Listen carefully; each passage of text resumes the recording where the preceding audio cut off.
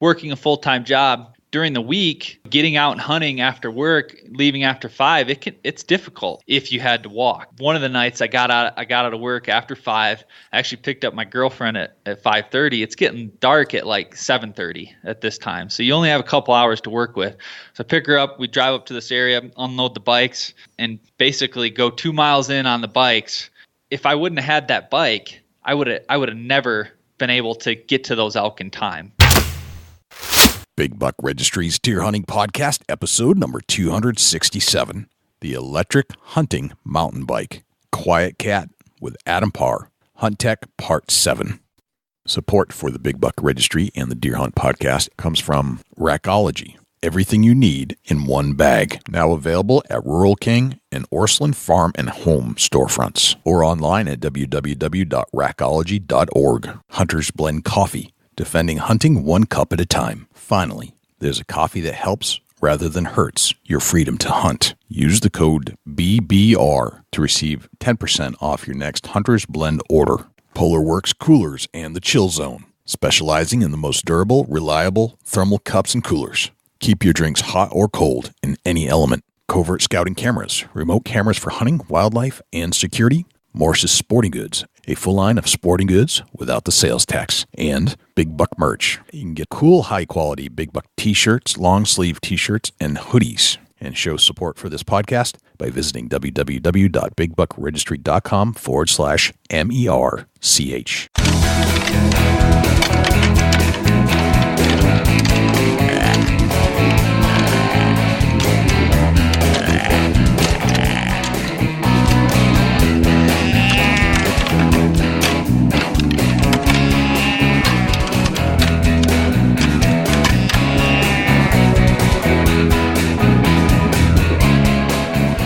Big Buck Registry is a virtual museum of hunting stories. We preserve a piece of Americana by interviewing and recording hunters about their hunts and experiences from across the country.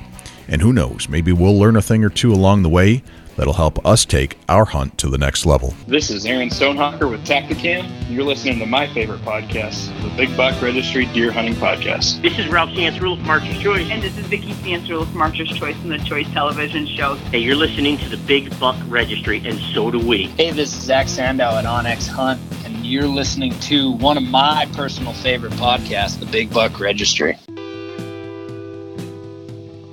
Hello, ladies and gentlemen, and fellow predators. My name is Jay, and thank you for tuning in to the Big Buck Registry's Deer Hunting Podcast. For Dusty Phillips and Jim Keller and the entire staff here at the Big Buck Registry, welcome to this week's show. There are a couple things I'd like you to do for us if you could. If you would, please check us out on iTunes, subscribe, and leave us a review.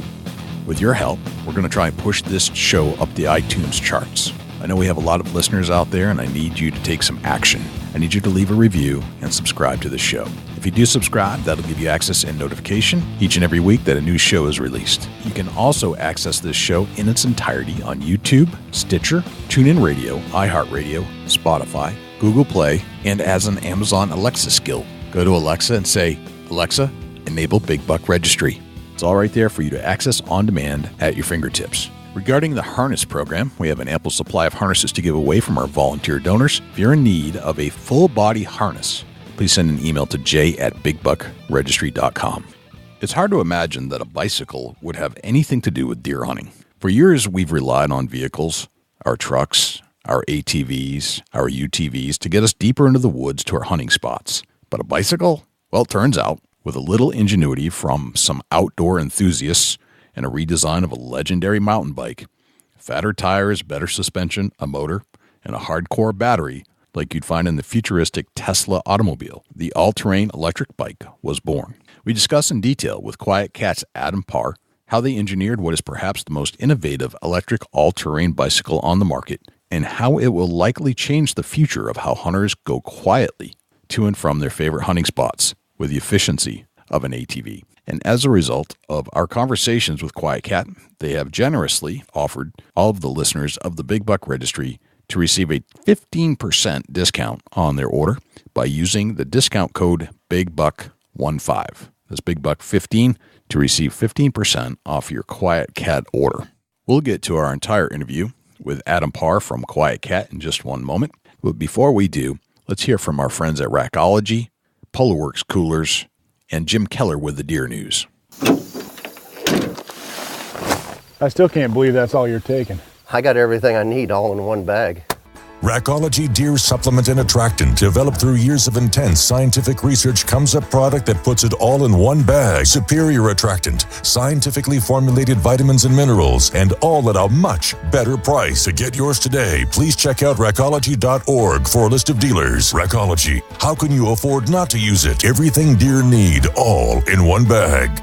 I always wanted one of those high-end coolers because of the quality that I had heard of, but I couldn't justify the price. Then I found Polar Works. Finally, I found a company that understands quality and affordability. The Polar Works lineup is extensive and is filled with Polar Cups, Polar Tubs, and Polar Soft Coolers. So check out PolarWorks.com when you're considering your next high-quality cooler without breaking the bank. That's www.PolarWorkz.com. For the Big Buck Registry, this is Jim Keller with the Deer News. Our first story this week, MDC finds first case of CWD in southwest Missouri. This story is from the mdc.mo.gov website. The Missouri Department of Conservation reports that a young buck harvested in Stone County in early November has tested positive for the deadly deer disease, chronic wasting disease. According to MDC, this is the first detection of CWD in Stone County and the first detection in the far southwest region of the state. The yearling white-tailed buck was harvested on private land the opening weekend of the November firearms deer season near Reed's Spring, approximately 15 miles from the Arkansas border. MDC staff have notified the hunter and landowner of the CWD confirmation. More than 400 cases of CWD have been found in deer and elk in northwest Arkansas since early 2016. The positive test result is from one of more than 20,000 tissue samples collected by MDC from hunter-harvested deer during its mandatory CWD sampling efforts in 31 counties the opening weekend of the fall firearms season, November 10th and 11th. MDC reports that testing of the samples continues with more than 60% of the sample test results already reported to hunters. MDC also reports 10 other deer have been tested positive for CWD this season, with 1 from Adair County, 4 from Franklin County, 1 from Jefferson County, 3 from Macon County, and 1 from Oregon County. The 11 new positives for the season bring the total cases of CWD in Missouri to 86. MDC continues to offer voluntary CWD sampling and testing of harvested deer statewide through the remainder of the deer hunting season as MDC regional offices and at participating taxidermists and meat processors. An acid found in soil may make a disease-killing deer less infectious. This story is from the ScienceNews.org website and was reported by Jennifer Lehman.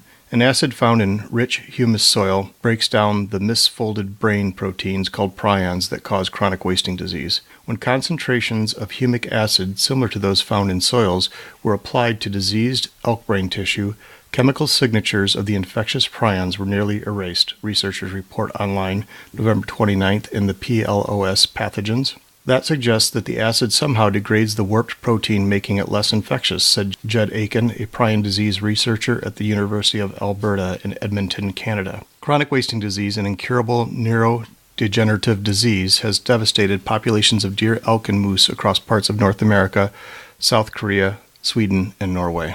We know that environmental sources of infectivity play a role in transmission of the diseases, Aiken said. The twisted protein lurks in the rotting carcasses, feces, or saliva of infected animals and eventually seeps into the soil. The infection spreads when deer graze in prion-contaminated areas. The results suggest that humic acid could be used in efforts to limit the disease's spread, possibly as a soil decontaminant to disinfect farmland. Previously, high levels of a mineral called bernicite were also found to degrade prions, therefore limiting transmission. Alternatively, science could use this information to map which geographic areas elevate or inhibit prion transmission based on levels of humic acid in the soil, says Shannon Bartelt Hunt, an environmental engineer at the University of Nebraska-Lincoln, who is not involved in the research. The next step, Bartelt Hunt says, might be to test the effects of humic acid on prion-contaminated soil samples to see if prions can be eradicated in the environment. Parker Bow is going out of business. This story is from the bowhunting.com website. Parker Bows announced Monday that the company has made the difficult decision to shut down their operations. The company has explored what they believe to be all possible options to continue operations in one form or another, but to no avail. It has truly been an honor to have been a part of your hunting seasons for over 2 decades, the company website said, and it is hard to put into words what your loyalty and support has meant to us. Effective as of December 17th, 2018, all Parker and Red Hot branded products sold will be without a warranty regardless of statements on the packaging or owner's manuals. The company will make every effort to honor existing warranty claims for items received in their Staunton, Virginia headquarters on or before December 31st, 2018. Before returning any items for warranty service, please call 540-337-5426 to speak with a customer service representative and obtain a return authorization number. Items received after December 31st, 2018 will be refused. Be sure to check out the Parker website, social media pages, future emails, and with your local dealer for special offers and announcements. Illinois hunter bags 51-point buck, possibly one of the largest bucks ever shot in America. This story is from the Fox News website and was reported by Madeline Farber. An Illinois hunter's 51-point kill may be one of the largest bucks ever shot in America, the State Department of Natural Resources announced this week.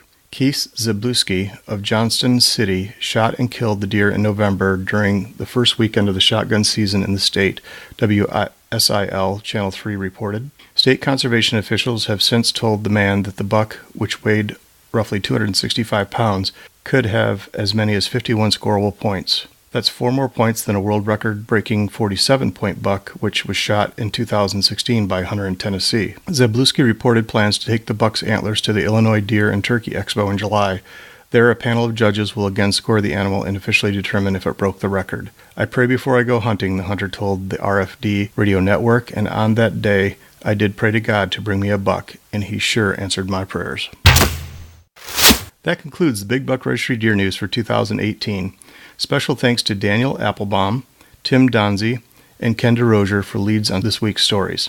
For links to the stories featured this week, please check our show notes at www.bigbuckregistry.com. If you have any ideas for future topics or have any questions about any of these topics, please email me at jim@bigbuckregistry.com. For the Big Buck Registry, this is Jim Keller with the Deer News. Have a Merry Christmas and a Happy New Year. Thanks to Jim Keller for the Deer News. Without further ado, here is Adam Parr from QuietKat. Adam Parr, welcome to the Big Buck Registry's Deer Hunting Podcast. How are you, my friend? I'm doing well, Jay. Thanks for having me on. We're psyched to have you because as we're exploring the technology that has advanced some of our abilities as hunters through our tech series, I thought the QuietKat, the all-terrain electric bike, would be an interesting spin on in addition to all the things we've been talking about. And, you know, we've explored mapping and GPS stuff and, you know, just a lot of the new technology that the hunter has more or less adopted in the last 5 to 6 years. And each show I go to, I see these electric bikes, and I wanted to explore a lot of how they became what they are today and how the hunter can use them in their arsenal of equipment that could make them better hunters, and why this all-terrain electric bike might be the future. Yeah, for sure. I mean, you nailed it. As hunters, we're constantly looking for the next mousetrap or ways that we can become more effective and more successful in the field. And technology is certainly one of those ways, from cell cameras to mapping to GPS to sites, all that stuff. And electric bikes kind of fit right into that realm. Yeah, it is an interesting perspective, and I think it expands upon our travel abilities, kind of like the four-wheeler was for years. I feel like this is kind of replacing that in some ways. But we'll talk about all that stuff in a minute. Tell me about yourself, Adam. How are you connected to the all-terrain business, the all-terrain electric bike business, QuietKat, and tell us a little bit about your podcast, because I understand you're a podcaster as well. Yeah, for sure. So I originally grew up in Michigan and been an avid hunter my whole life. Whitetail hunting, deer hunting, turkeys, all that stuff, and then moved out to Colorado in 2015. So I accepted a job offer with QuietKat. This was before we even had the bikes, and we can talk about a little bit of the history of the company a little later, but started working for QuietKat. I am currently the VP of sales for the company. Yep.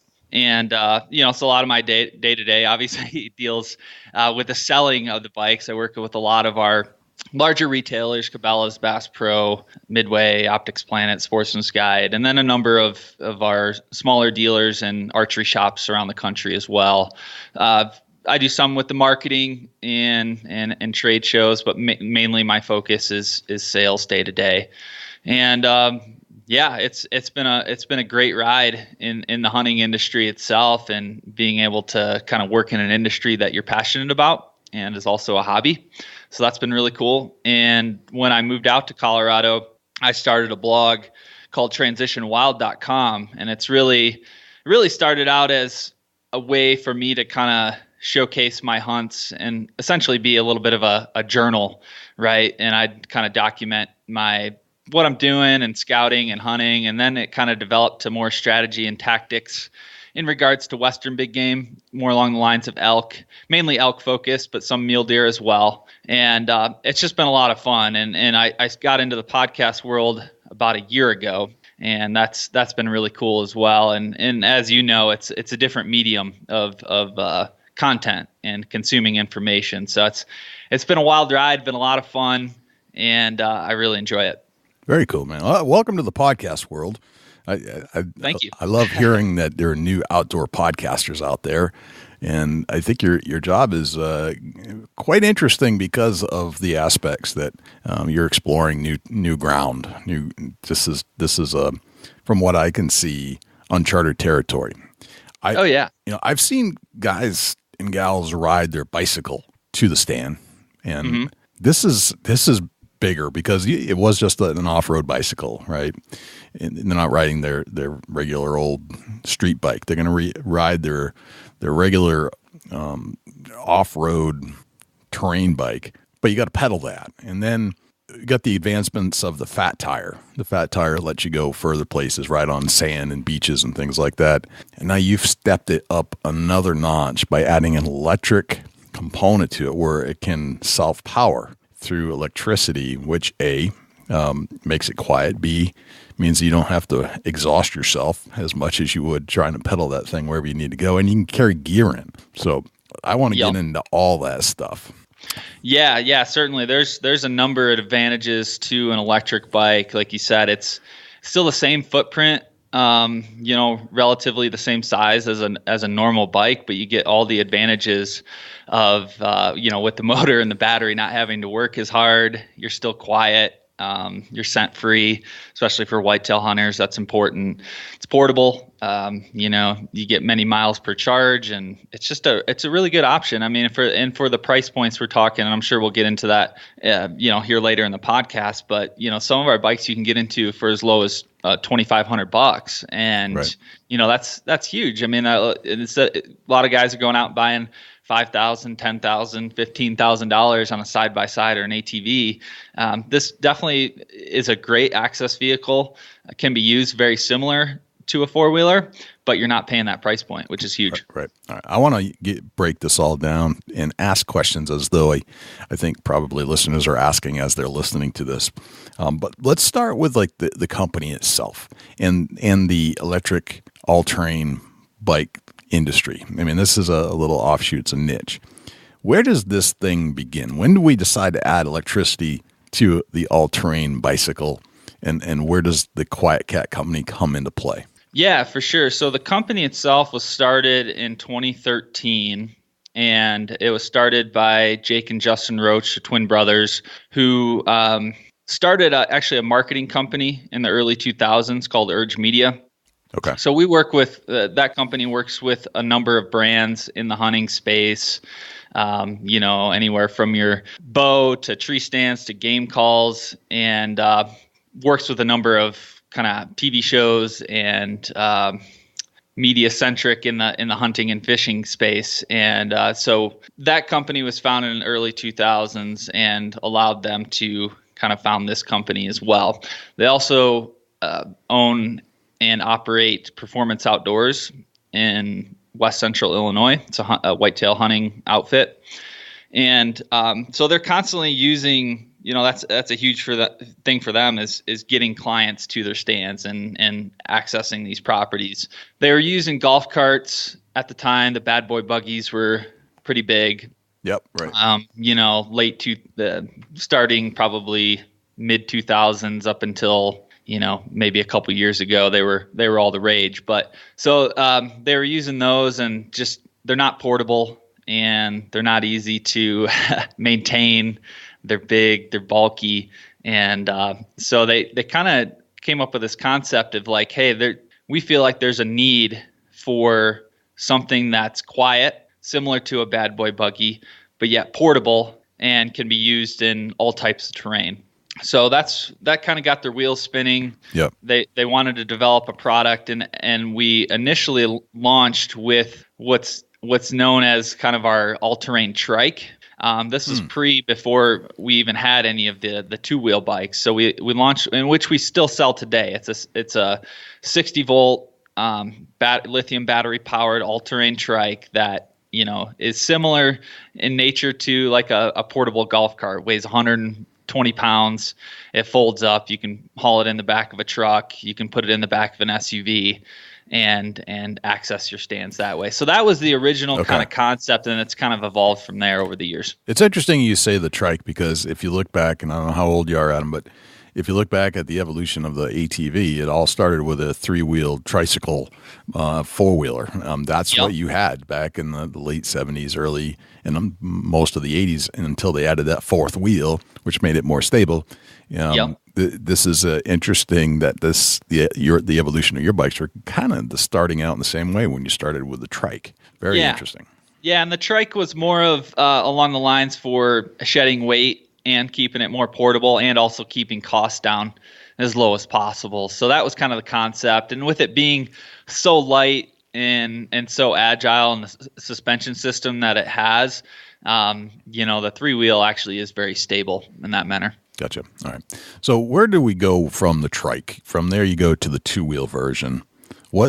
How's that evolution happen? What's the research and development that's going on? And how do you decide that we should put this on two wheels instead of three?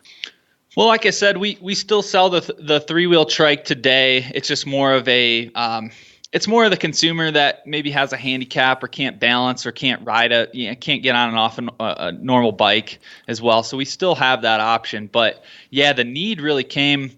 Let's see, we launched that bike. We started developing that late 2015 and launched it in 2016.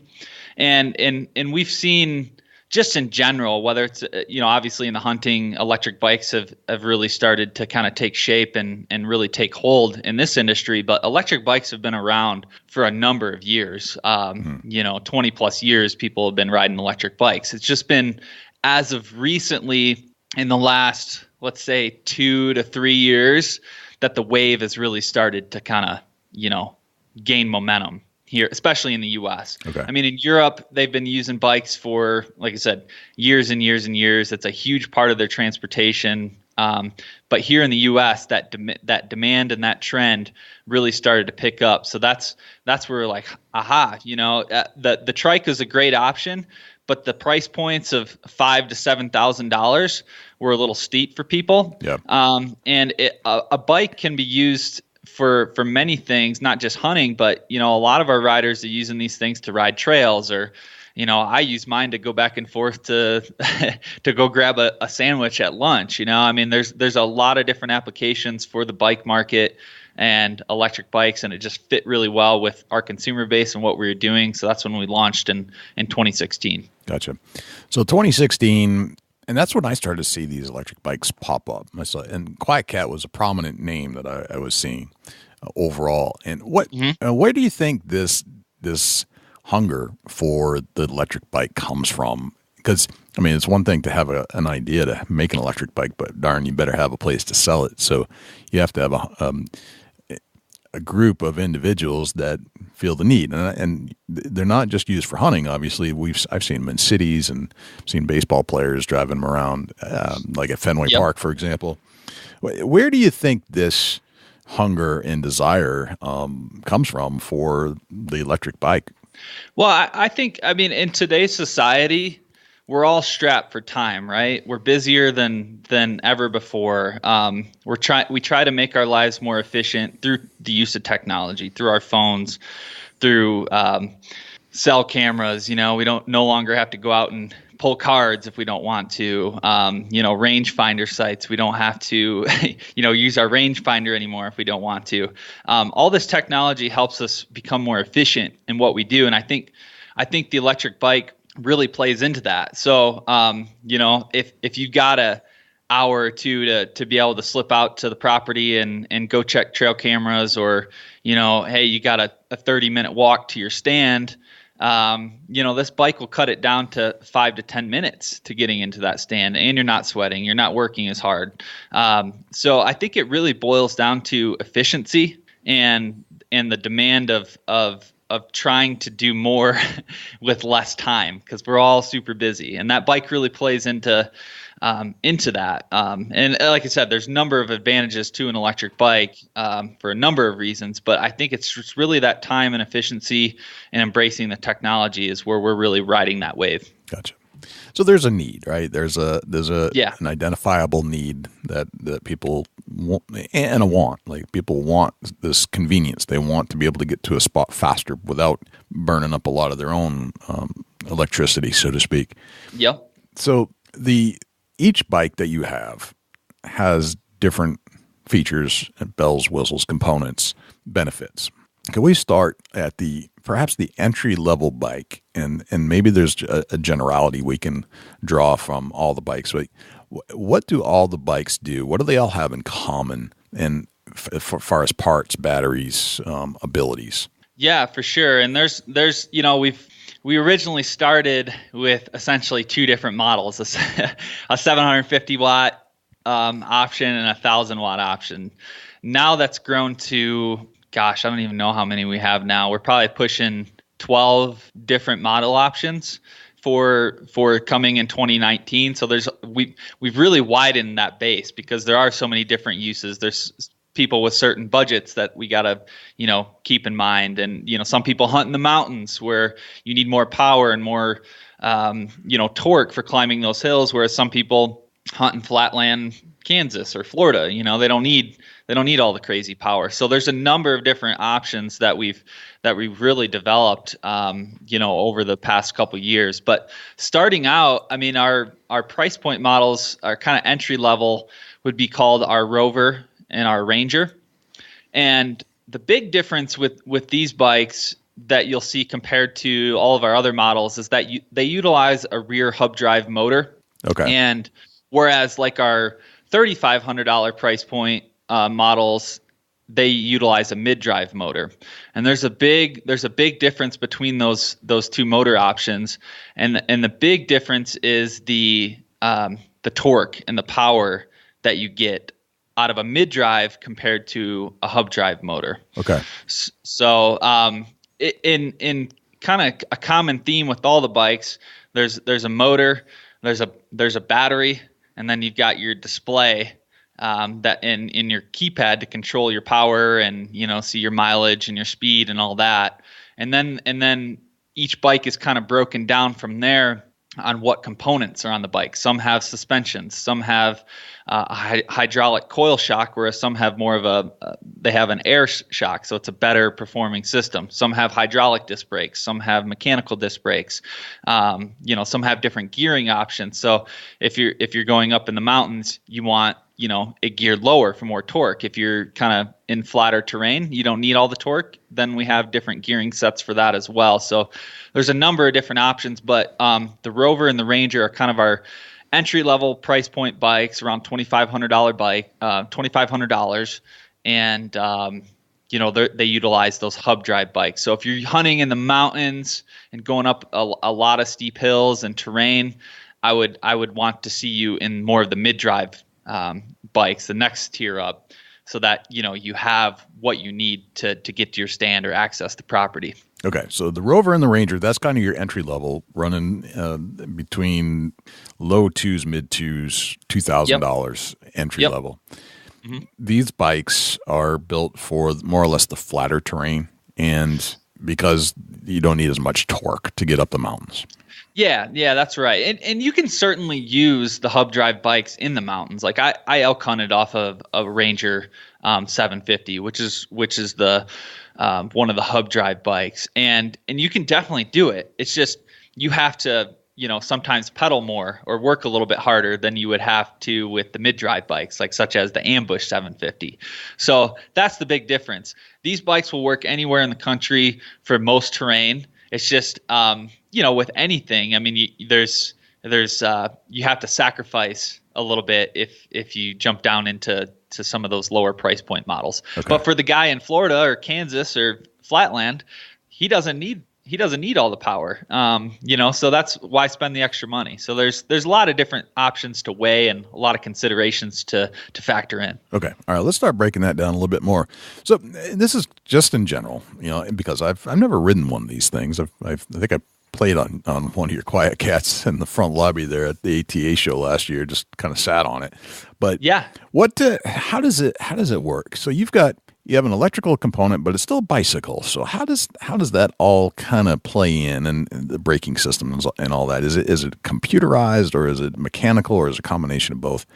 Can you pedal? How does the electricity work in for the motor?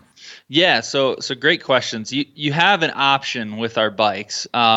So we do have a thumb throttle. So if you don't even want to pedal, you can just hit the throttle and you'll go. You don't have to start pedaling and then hit the throttle. Like a four-wheeler kind of thing. Yeah. You can start from a dead stop. But our bikes are also built in as a pedal assist. So anytime you start pedaling, anytime those pedals are moving, the motor engages. So it's assisting you, makes it easier. And just like a normal bike, you have your gearing system, your thumb triggers to downshift or upshift.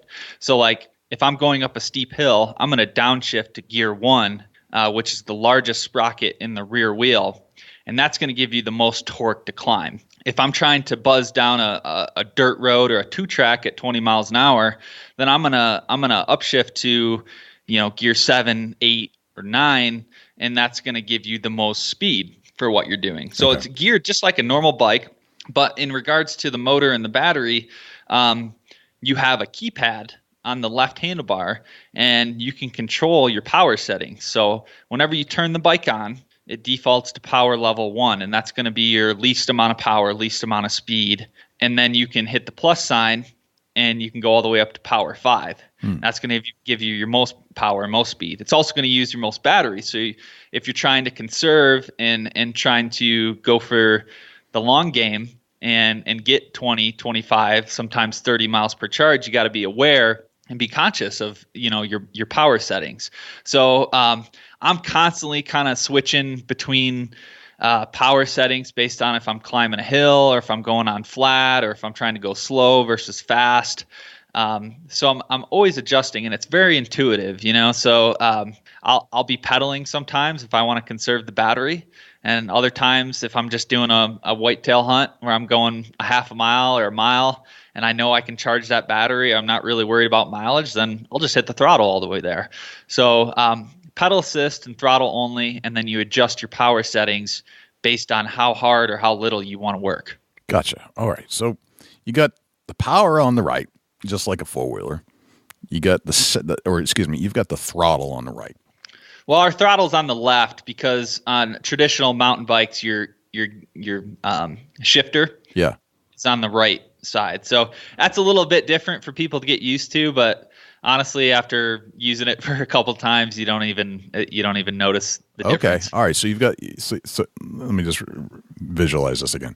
You've got the throttle. Yeah, your keypad on the left which controls your on-off, your power settings, and then your throttle right next to that. Yep. Okay, so everything is controlled on the left, and then the shifter's on the right-hand side. Okay. Yep, and then right in the center you have your display screen, right in the center of the handlebars, and that shows you which power setting you're on, how much battery life you have left, what your speed is. You can track your mileage, you see how far you're gone. So there's all that stuff there too. And then just like your normal bike as well, you have your brake levers. Okay. Front brake is on the left, rear brake is on the right. Okay.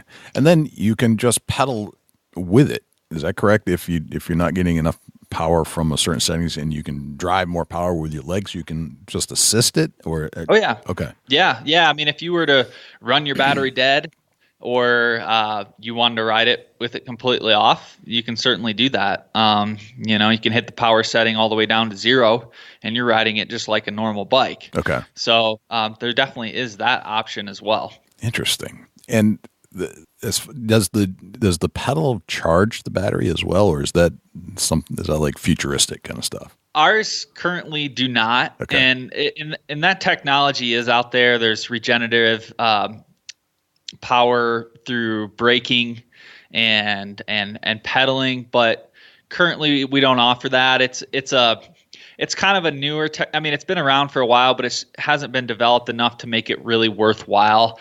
On average, the regen stuff, you're getting, roughly 10% back out of your charge. You're talking 1 to 2 miles, which can make a difference, but for the added weight, the price, and you're constantly kind of putting that battery on and off a charge, which lithium-ion batteries don't build a memory, and they don't there's no maintenance, and you can't really damage them in that way. But it's not good for a battery to be kind of like charging and then not charging and then charging and then not charging. So we haven't integrated that, and I don't think it's going to be anything in the near future, but it's definitely a possibility down the road. Okay. So the battery itself, talk about the battery. How big is it? How much does it weigh? How much does the bike weigh itself?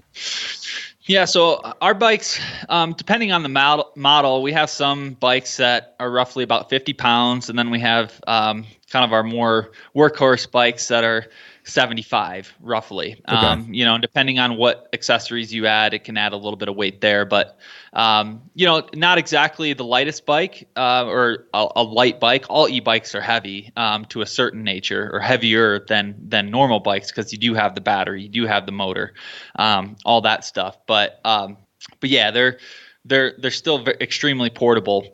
But in regards to the battery itself, we have a number of different options. And if you check out our website, we essentially have roughly three different frame options for this year. And Okay. with that, we have 2 different batteries itself as far as the design and how they integrate with the bike. Okay. But our starting kind of entry level or stock battery per se on all of our bikes is a 11.6 amp hour, 48 volt lithium ion battery.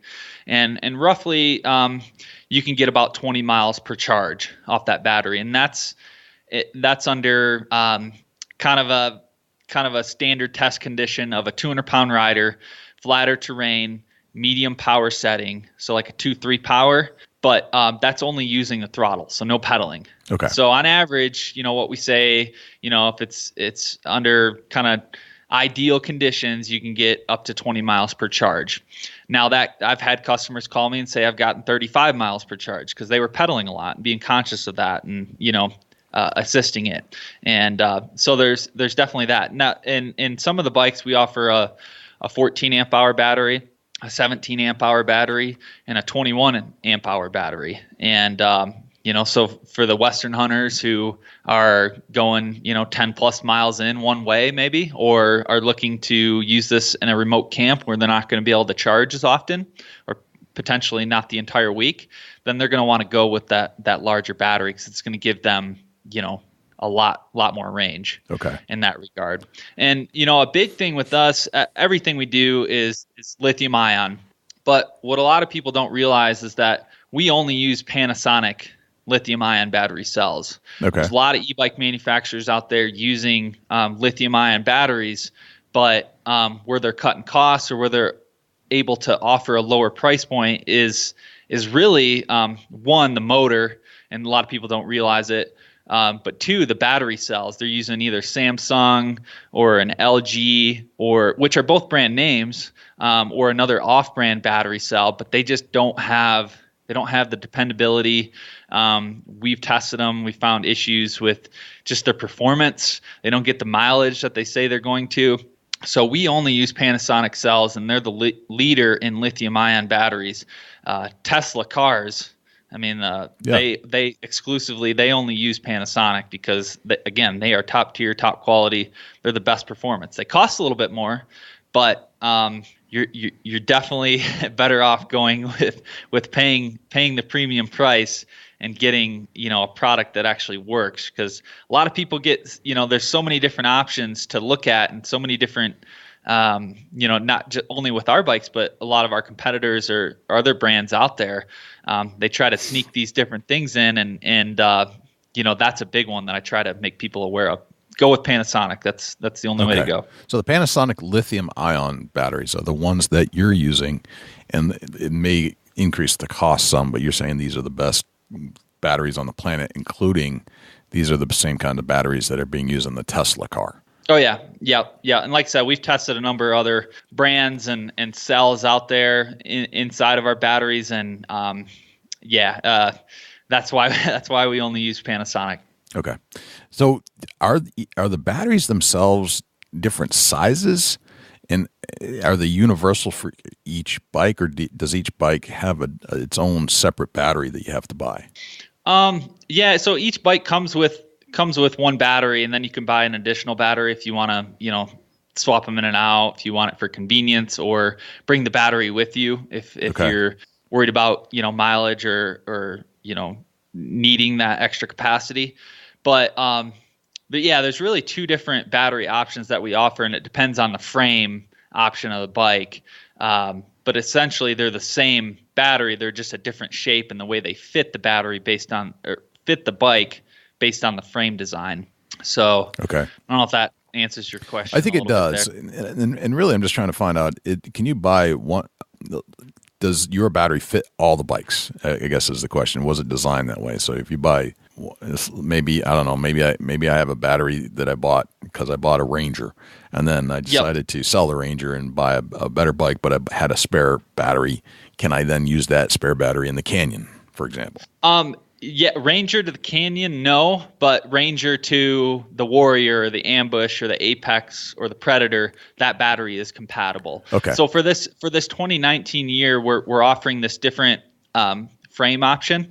So our current frame, like what you see with the Ranger, the Rover, the Ambush, the Warrior, the Apex, and the Predator, it's kind of this sleek. Everyone really likes it. It's a really cool, kind of authoritative, badass looking frame.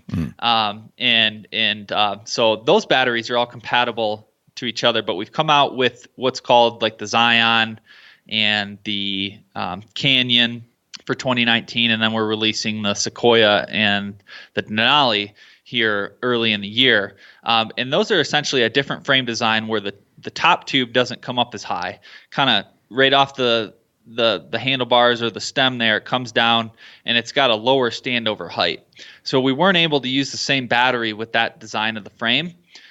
So we had to go to a side pull battery. So therefore we had to change the shape of the battery. Gotcha. All right. Now the chargers are all integrated and compatible between all of our models, but you got to make sure, certain bikes do not accept the same battery anymore. And we went to the different frame option because to widen our audience base. To have that lower standover height makes it more adaptable or more user friendly to women, kids, shorter riders, and it fits them a lot better. So there's that as well. Gotcha. All right. So not each battery goes with each bike. Some bikes have their own separate component, usually based off of the frame in which you're buying it. Exactly. But all the charging components that would charge these batteries are universal for each of your batteries. Yep. All yep. Right. Exactly. And then the batteries themselves have different capabilities as far as amperage.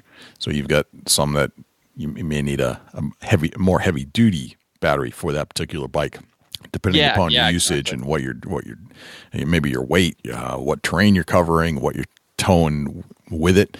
Maybe you got a cart you got to bring up or some heavier equipment. Yeah, exactly. That the amp hour doesn't affect how much power the battery is delivering. They're all a 48 volt lithium ion battery. But yeah, if you go, basically the larger the amp hour on the battery is, the more mileage that you're going to get out of that battery. So that's where that comes into play. Okay. What about the tires? And it looks like you have different size tires as far as height for different bikes. And some of it looks like you've got a couple of, they're not entry level, but they're some of these bikes, and you'll have to explain what like the Voyager, for example, is, or the Bandit. They seem to be smaller tired bikes, but it almost looks like they have a compact ability. I'm not sure. Maybe break down some of the varieties of bikes in the tire size and why we would look at different tire sizes. Yeah, so when you talk about the Voyager and the Bandit models, Those are actually a folding bike. So the frame itself actually hinges in half, and it's just more of a compact mode of transportation. You can literally fold that thing up and put it in the trunk of a car, which is pretty cool. And we're actually developing a carrying case for it that, you can put it in this big plastic case, and you can drag it through the airport if you want, or stow it under an RV or on a boat, for example. So that bike itself or those two models are a folding frame, and with that we went down to a smaller tire. So those are a 20-inch rim and it's a 4-inch wide tire. So whereas like our Ranger, the Rover, the Ambush, the Zion, all those bikes utilize a 26-inch by 4.5-inch tire. So it's a little bit wider, and it's a larger wheelbase. So that's better for rolling over logs and rocks and stuff. Now the folding bike, still is designed for off-road terrain. I've hunted with that here in the mountains, and those things are a blast, and they do have a lot of power for how small they are. So it's a really cool option. And then you get into our full suspension bikes like the Ridge Runner that also use the same size rim, but they're a smaller tire. They're a 3-inch wide. It's a little bit more of a trail riding bike per se. But the whole concept of the fat tires is that it gives you more stability, gives you more traction. You can adjust the tire pressure itself from anywhere from 5 psi to 30. So if you're going in a lot of snow or loose gravel, you might be down in that 8 to 10 psi. If you're riding a lot of hard pack or dirt roads or hard surfaces, you might be in that 20 psi. Just all kind of depends. So we do have the different options depending on what you're doing and what type of terrain you're riding and what your needs are. If you need portability, you can go with the folding bike. If you're not trying to fold it up and store it somewhere, then our kind of larger frame bikes are the ticket. Gotcha. All right. So you actually have some recommendations for air pressure or tire pressure based off of the terrain you're working. That makes sense. I mean, it certainly seems like if you want to stick a little bit more to the surface, you put less pressure in the tire. And I can certainly understand that. So the name of the company is QuietKat. Quiet is the preface there. How quiet is quiet on these bikes? I mean, what do you test decibel levels? And I mean, I have to assume that the electric bike automatically is much quieter than a gasoline engine that you'd find in a four-wheeler. Oh yeah. And we get that question all the time, and what we convey to people is we're not silent cat. There's absolutely right. Good point. You don't get to a point where you're not hearing anything, but you really when you're riding these bikes, the only thing that you're hearing are the tires rolling over the ground. I mean, it's that quiet. Obviously, with any bike, you got your chain and your shifting gears. There's a little bit of noise from that, but honestly, I mean, you don't hear any like hum or any noise coming from the motor or the electrical system. It's really just as loud as a normal bike. Can be a little bit louder because the tires are wider than your normal bike, but like I said, you don't. When you're rolling over the terrain, you only hear what.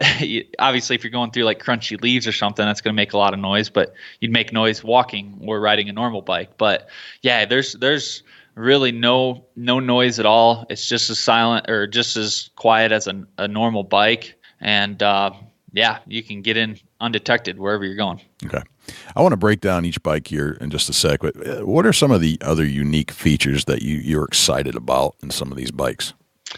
The main thing is that, kind of what I touched on earlier, we have component sets that are, catered to wherever you're using it at. So for example, if somebody's in the mountains or is carrying a lot of weight and really looking to use this as a workhorse, we have the component options to offer them so they're not compromising. For example, the Apex bike has been one of our most popular models, and that has the hydraulic disc brakes, so it's got the best stopping power that you can have. It has the air suspension fork, so it's going to be an extremely smooth ride, and it's going to handle any type of downhill diverse terrain that you throw at it. And then it's got the wide gearing system, so it's geared more appropriately for climbing and torque and power. So I'm just excited that, for 2019, we have a really wide offering of component options. If you don't want to compromise and you want to pay a little bit more money, then we've got that offering. For the guys that are a little bit shorter, or women riders that are getting more into bikes and more into hunting, we have a frame option that's available to them and fits them really well. And then, we have, kind of our super high-end bikes like the Ridge Runner that has a full suspension, front and rear suspension, that you can really tackle a mountain. You can go downhill, basically like a normal downhill mountain bike, and have that really fluid and mountain bike feel. So I'm just excited about all the different offerings that we have for coming into 2019, and we really have a bike for everybody. Okay. How is the comfortability and drivability? Are these, do they ride like a regular off-road bike, like a big 10-speed that you take off-roading? I have an off-road bicycle and it's old, but do they handle differently because of the tires and just the technology and the framework? And I mean, how long can you ride comfortably as you go? And I understand you're riding on terrain, so you're going to be probably standing up and sitting down and bumping and weaving and all that stuff. But what's the ride like? Yeah, they're very comfortable. When fat tires, so the whole concept of fat tire bikes really started with mountain bikers wanting to be able to ride during the winter, or spring and fall when they're getting that freeze thaw and the melt off.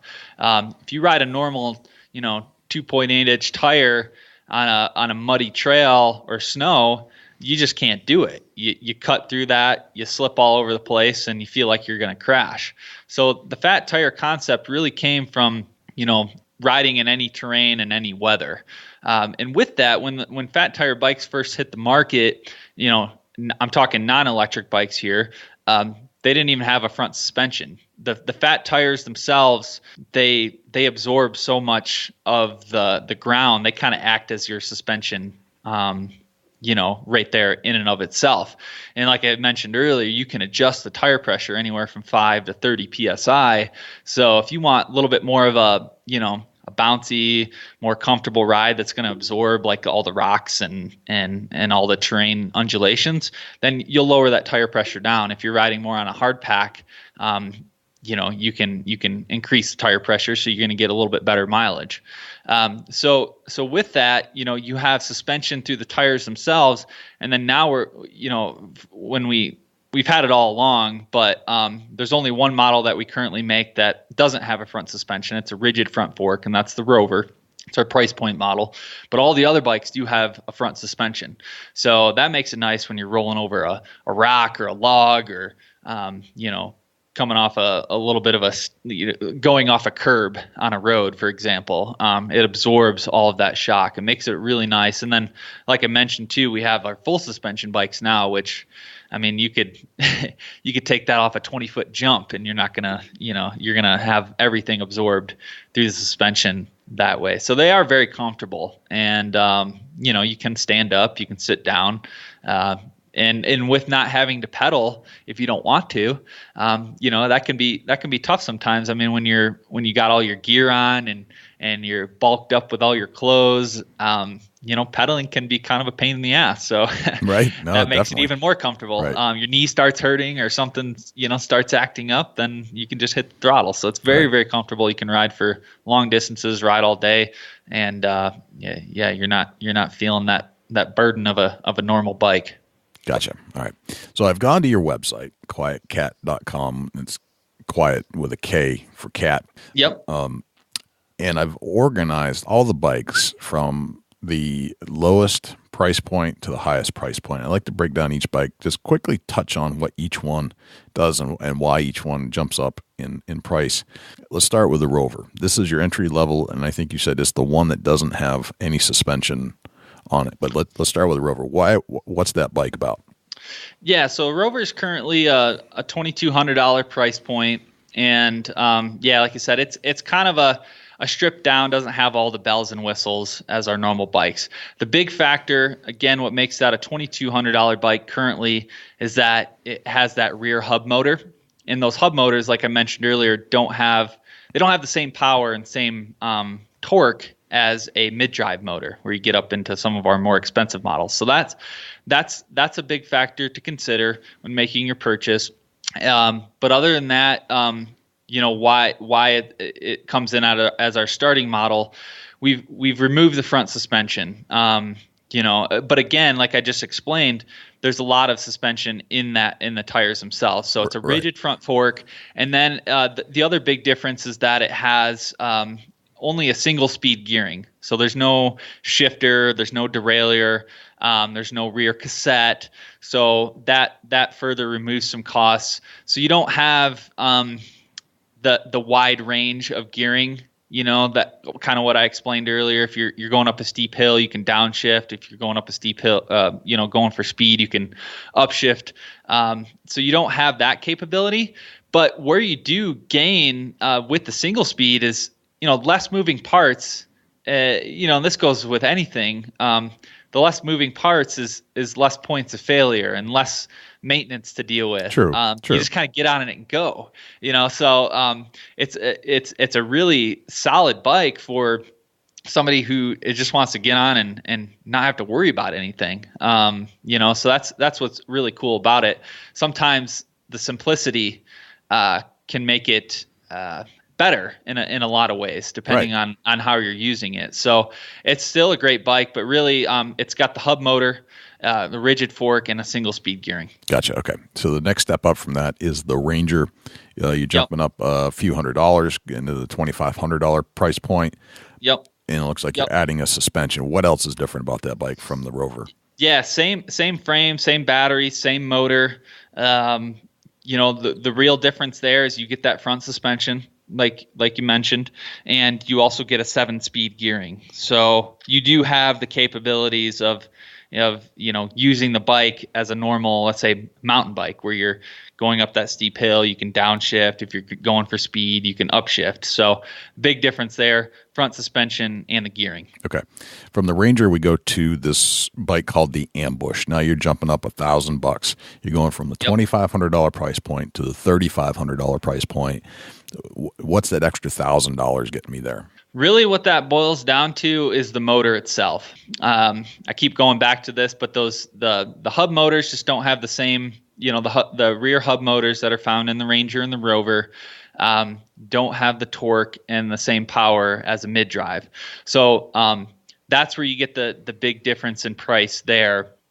So a little further explanation on mid-drive motors. On the Ambush model and all of our other bikes where they have a mid-drive motor, that motor is located inside the frame, and it's integrated and it sits right down with the crank and the pedals, where the pedals go onto the crank and the crank goes inside to the motor that goes inside the frame. That's where that motor sits. So they're more money because there's that added technology of being integrated with the crank, but really you're paying that price point because it just gives it more power and more torque, and that's the biggest difference for that model. Now you do jump up in componentry a little bit on the gearing side. You go to an 8-speed versus a 7-speed, but other than that, the brakes are the same, the frame's the same, the battery's the same. You get the one step up in gearing, so an extra gear there. But the big difference again is that motor. Okay, let's take a little coffee break. And when we come back, we'll continue our conversation about the electric hunting mountain bike with QuietKat's Adam Parr. I still can't believe that's all you're taking. I got everything I need all in one bag. Rackology Deer Supplement and Attractant, developed through years of intense scientific research, comes a product that puts it all in one bag. Superior attractant, scientifically formulated vitamins and minerals, and all at a much better price. To get yours today, please check out rackology.org for a list of dealers. Rackology, how can you afford not to use it? Everything deer need, all in one bag. Hunter-friendly coffee retailers are great, but ever wonder where they buy it from? Now there's a company that imports directly from farmers, zero middlemen, roasts it, and ships it right to your door. From the farmer's fields to your morning cup, Hunter's Blend Coffee has been in the hands of hunters. Through their giving, your coffee supports the RMEF, Whitetails Unlimited, and Women's Hunting Associations, and many others. Now you can defend hunting one cup at a time. Not bad for a cup of coffee. And did I mention, it is so good. And now back to our conversation with Adam Parr from QuietKat. From the ambush, we go to the Zion. Same price point, but a different design from what I can see. It looks like the bar is different. So ambush to the Zion. What's the Zion all about? Yeah, they are literally the exact same bike, except for, like you mentioned, the frame. And I touched on that a little bit earlier. For 2019, we've come out with this new frame design that sits down lower. And so if you're a rider who's 5'3" to 5'10", the Zion is going to be the better fit for you size-wise as compared to the ambush that, we say between like 5'8" and 6'4". So it's just a step down in the frame design. So it's accommodates riders that are shorter or can't get on and off the bike as easy. But literally the same exact bike, same components, same motor, same battery. It's just a different frame design. Okay, so same bike, different frame. Yep. From the Zion, we go to the Warrior. You're jumping up $200 to about $3,800. What's that one about? So the Warrior and the Ambush are the same bike, except for the motor size. You go from a 750 to a 1,000-watt motor. And that 1,000-watt motor definitely gives you some added power going, especially when you're going up those hills. For the guys that are heavier or they're looking to haul a deer out or carry more gear, carry stands, whatever. That 1,000-watt definitely kicks up the power a bit. So that's where you get the added price level there. You jump up in price. Okay. But the components are same, so you still have the 8-speed gearing, you still have the hydraulic coil shock, you still have the mechanical disc brakes. All of that stuff's the same. You're just going up to the next size, the 1,000-watt motor. Okay, so bigger motor in the Warrior compared to the Ambush. Yep. From the Warrior, we jump up to the Canyon, same price point. Looks like it might be the same bike, just a different design, like frame design, like the Zion. What's the deal there? That's exactly it. Yep, exactly it. The Warrior and the Canyon are the same bike, but much like the jump from the Ambush to the Zion, with the Canyon, you're going down to that shorter frame as well. So same bike, just going to that shorter standover height for, smaller riders on that side. Okay. All right. From the Canyon, we're going to the Predator. Now we're jumping up in price of $100, going up to the $3,900 level. What's the Predator all about? It looks like it's got some camo on it and looks similar to some of the Warrior frame designs, but I'll let you to fill us in. Yeah. So on all our bikes, we do offer two different frame color options. Currently, it's a black and a camo.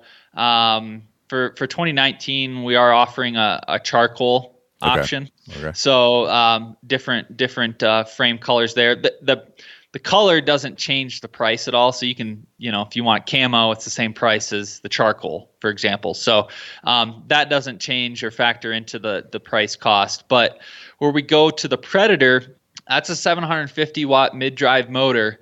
But where we get the added price point there is we're jumping up in components. So instead of mechanical disc brakes, you have the hydraulic disc brakes, just improved stopping power.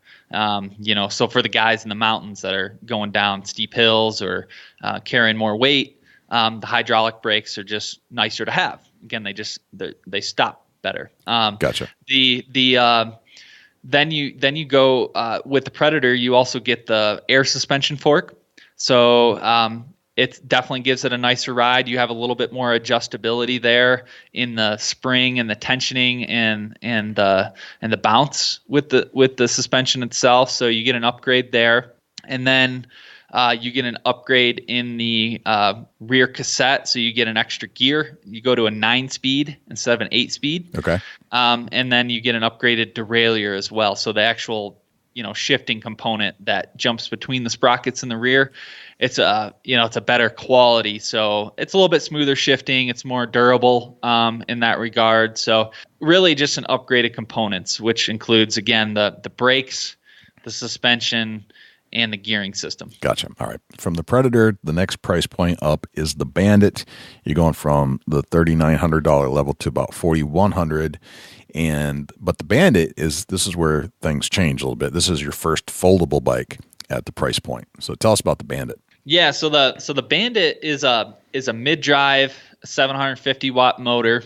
But what makes this bike really unique is that it comes with the folding frame.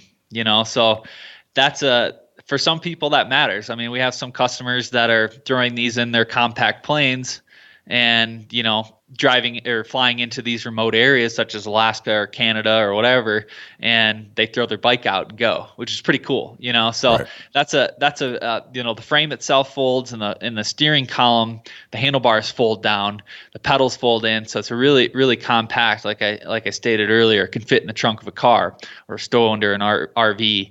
But you get a good suspension system with that as well. Hydraulic disc brakes, so it's got great stopping power. And what's unique about this bike is that it utilizes a carbon belt drive instead of your normal metal chain. So the belt drive, like when you're folding, the biggest thing with that bike is that it eliminates the rear cassette and the derailleur. The shifter in the rear wheel. And the big reason why that's important, especially for a bike that folds, is that you're constantly kind of folding that thing up and laying it down on its side. If you had a normal derailleur, that could get bent, that could get broke. Folding it up and putting it in these places. So this belt drive is pretty unique because it utilizes the internal. It's called the Gates belt drive and a Sturmey Archer hub. So the gearing, the bike still has 3 gears. So, if you're climbing or going for speed, you still have those options. But the gearing is inside the rear wheel. So there's no extra componentry that's hanging out that can get bent. And that carbon belt drive is pretty much maintenance free. You don't get any rust. The mud and the sand doesn't build up in there or anything. So it's kind of a unique drivetrain all in itself. So it's kind of a bike that is a little bit more standalone, all Sure. in its own category, along with the Voyager, which is also a folding bike. But kind of a different animal, but very cool and lots of power. Gotcha. All right. The Apex. Yeah, the Apex is a 1,000 watt drive system. Going back to the Predator 750. Yep. It's the same bike as the Predator. It's just you jump up again to that 1,000 watt motor. So it's same components, just you're getting more power. Okay, so more power overall. Yep. Okay. Yep. Okay, so from that we go to the Voyager, which is the next folding bike. What's the difference between the Voyager and the Bandit? The big difference, and for 2019, we have a couple different drivetrain options as in regards to the motor itself. But the big difference is the component. You're getting an air shock with the Voyager. One of the Voyager models, we're offering a new torque sensor motor.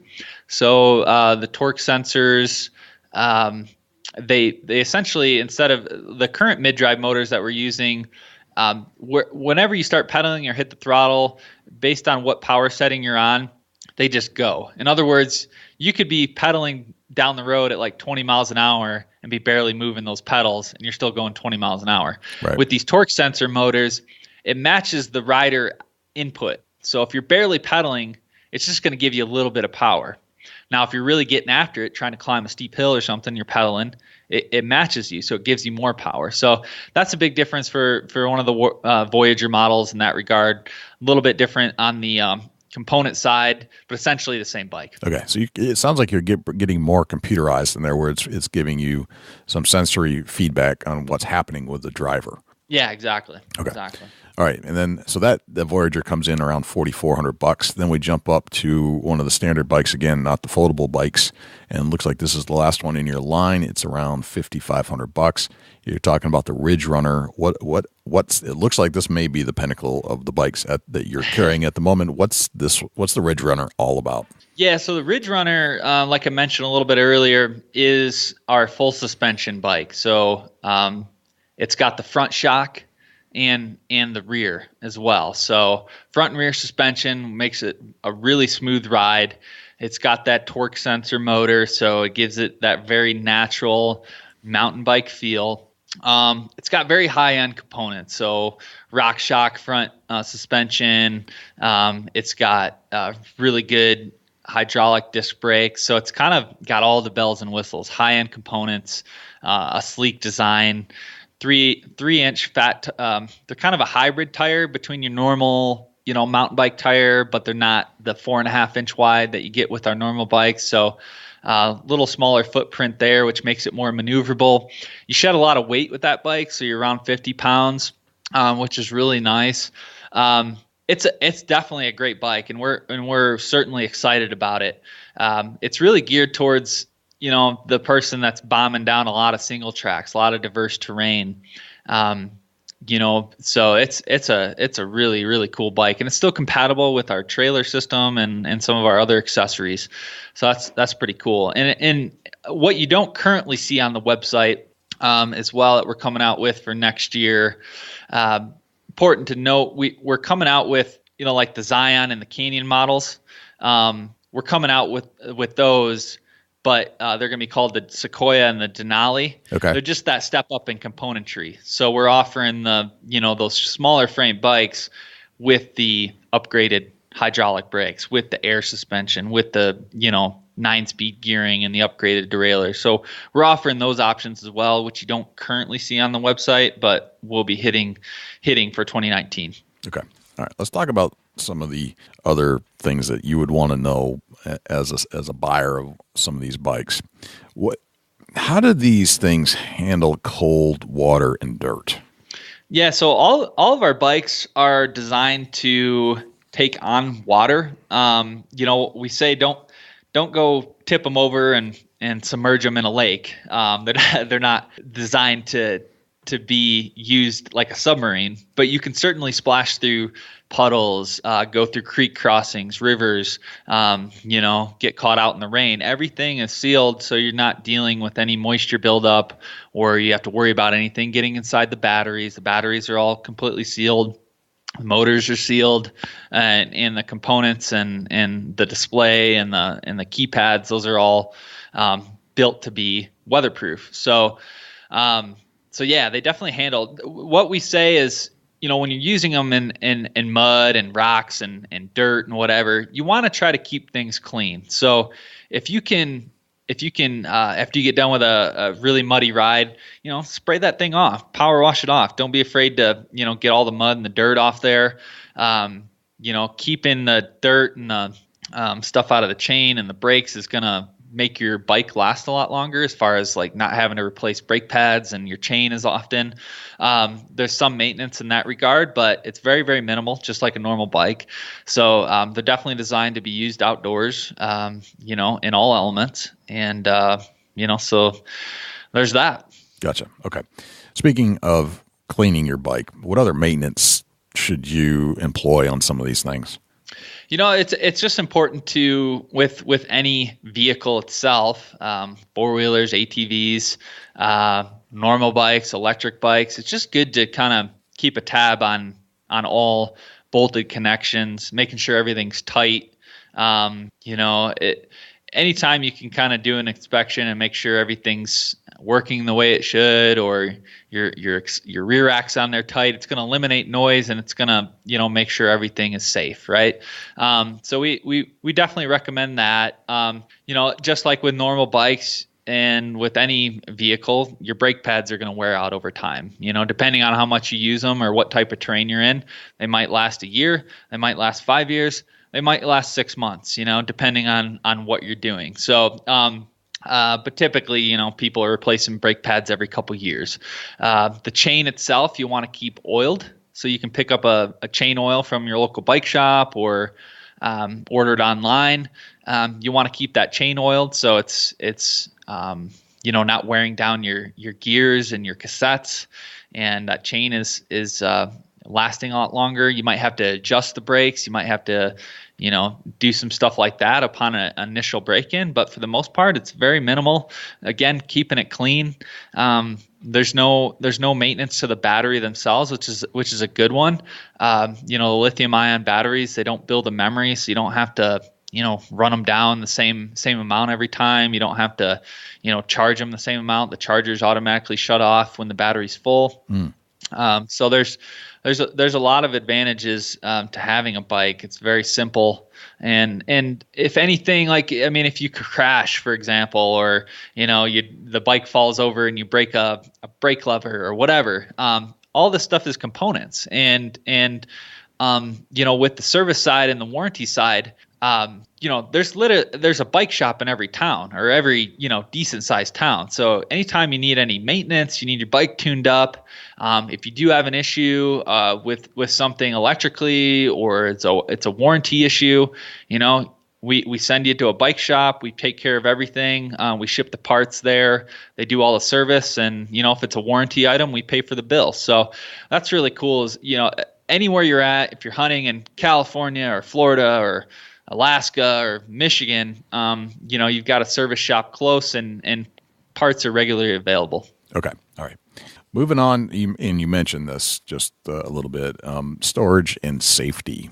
What kind of safety issues should we be considering here? I'm assuming a lot of the things that you do with regular biking, helmets, pads, I don't know what's involved, but and then how do you store these bikes? How do they travel?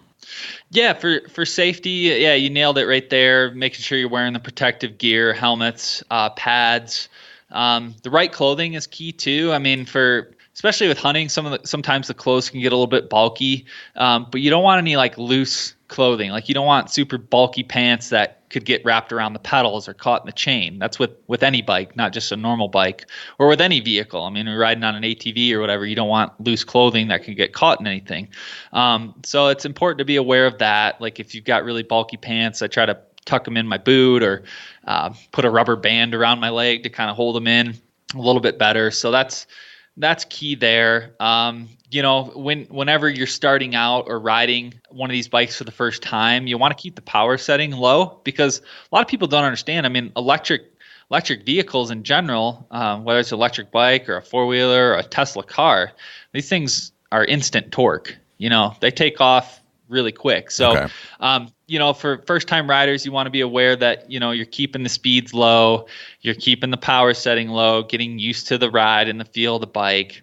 And then other than that, if you're doing any maintenance to the bike, again, these are pedal assist bikes. If you're loading it in and out of a vehicle or taking it in and out of off a bike rack, make sure the bike is turned off. Because if you hit that thumb throttle or you hit the pedal, that motor's going to turn on. And the last thing you want is that thing taking off on you, or your hands in the chain or whatever. You just don't want any of that. So anytime you're doing any maintenance or loading and unloading, make sure the bike is off. That's the big piece there. Gotcha. Okay. How do they travel on bike racks? I have a Jeep, for example, a Wrangler. I want to throw a bike rack on the back and go somewhere remote, and then get even more remote with my bike. How do they travel okay like that? Yeah, they really do. I just throw the bike over the tailgate of my truck. Yep. And that works good for me. But not all people want to do that. It can be a pain in the ass if you're hunting or whatever. So a lot of people will buy a hitch mounted bike rack that plugs into your hitch receiver, like on your Jeep or a truck or an SUV. And we actually sell one on our website. It's made by One Up, and it's a fully machined metal bike carrier that plugs into your rear rack. And they actually ride really well. That specific rack that we sell, or bike carrier, it's designed to hold the weight. It's designed to hold the wider tires, integrates flawlessly with all of our bikes. So we highly recommend the One Up. But they're really nice. They ride really well, and with it, those bike carriers, you're not having to lift them very high. You can kind of set one tire up on, one of the tire slots and then, come pick the other side up and set it in and clamp it down that way. So that's a really nice thing to have, especially if you're doing a lot of loading and unloading and, driving to your hunting spots and then going from there. Gotcha. Okay. How do you decide as a consumer which one to buy? I mean, there's a lot of cool options here. And obviously price matters somewhat to you only have so much money to spend. But how would you pick which one if you had unlimited money? Yeah. I mean, if budget's not a concern and you got more money than God and you're willing to pay the premium price, then, by all means, go with the bike that's going to have the more bells and whistles because, again, you're not compromising. Okay. Again, I try to push the guys in the mountains, guys and gals who are using them in, the mountains or like, for example, Pennsylvania, where you got these really steep hills, and these logging roads.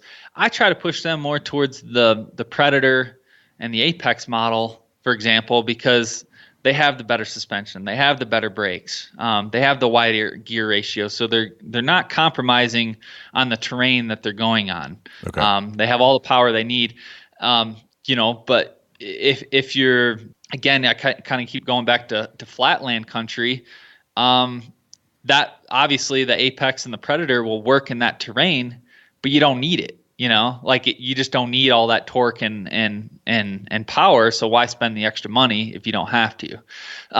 Now, again, like what I alluded to earlier, I've hunted with the Ranger and these Ranger Rover, the hub motorbikes in out country here in the mountains, of Colorado. Okay. Right. It's just you're compromising a little bit. Like I do have to pedal up some hills if I don't, I do have to work a little bit harder.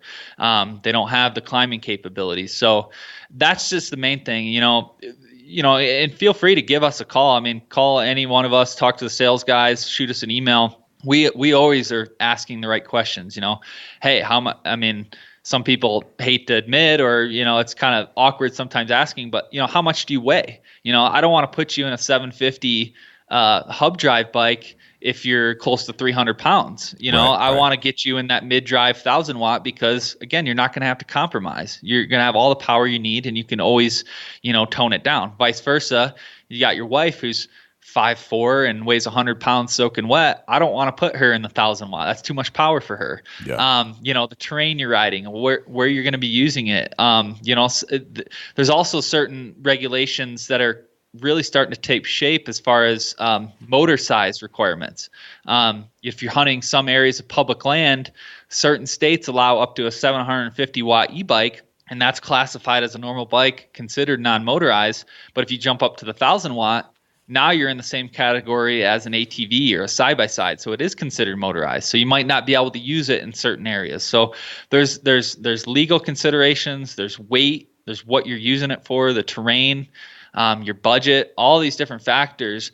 But again, talk to any one of us, give us a call, talk to our dealers. We have a number of dealers across the country that will ask the right questions and figure out what's going to be the best bike for you. Gotcha. So just to touch on the regulations, this was one of my questions I had for you. But so you always see those signs, no motorized vehicles allowed. And you get to thinking, well, the electric bike is motorized, but is it? Where does the state government, where does the federal government consider these things motorized and not motorized? Is there a line that you're seeing or a definitive difference in some of your bikes that are considered motorized versus non-motorized? You mentioned the 750 to the 1,000. What's that line, and is each state different?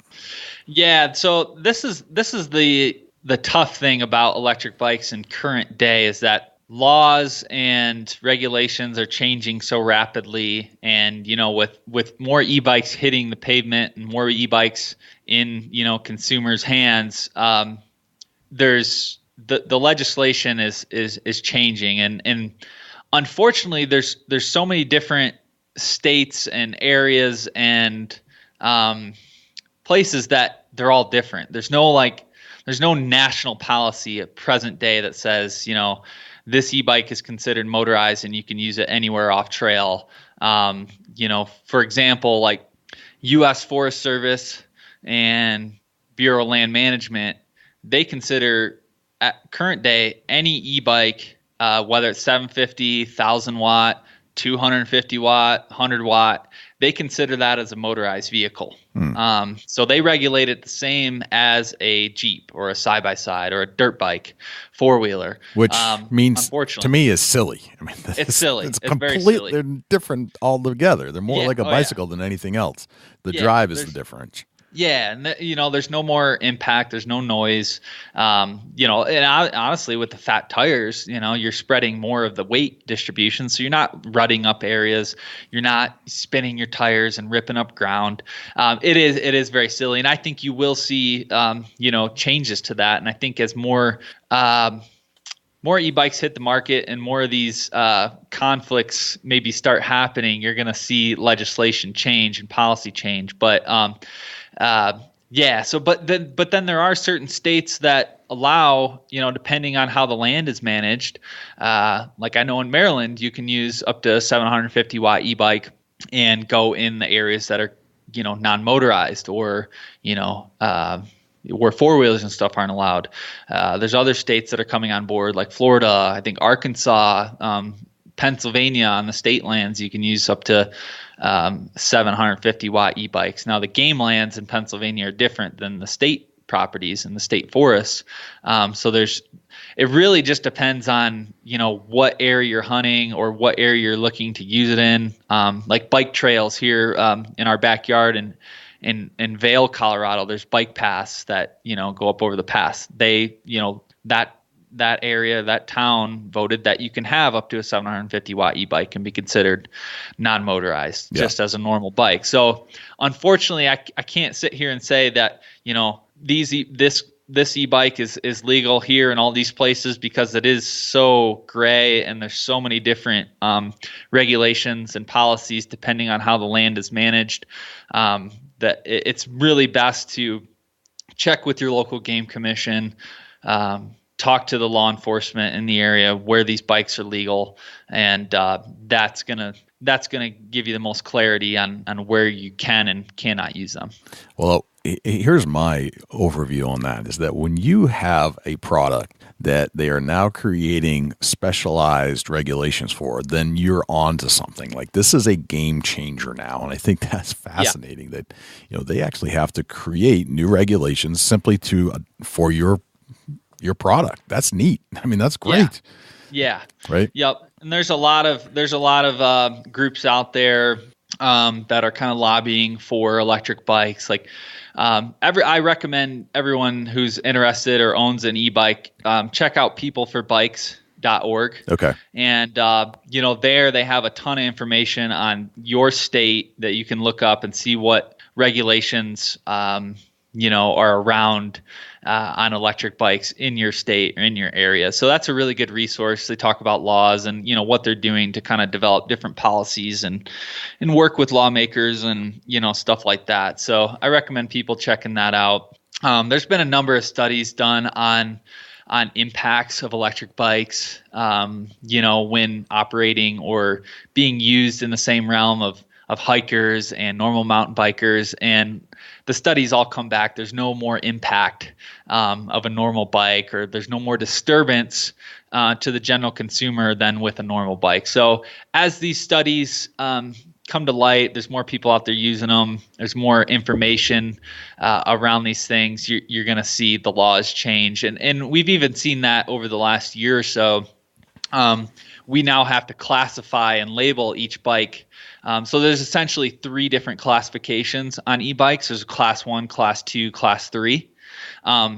Class 1 is, and there's different laws being developed around, like, class 1 bikes are allowed here, but class 2 and 3 are not, or class 2 and 1 are, but class 3 isn't. So there's different classifications there. Class 1 is 750 watts or less without a thumb throttle. Okay. So essentially stock, any of our bikes are not class 1. However, that throttle can be easily removed. It's just a simple wire plug, and we can make that bike a class 1. So if somebody's like, well, I want a class 1 bike, that's not a problem. We can remove that throttle, make it a class 1.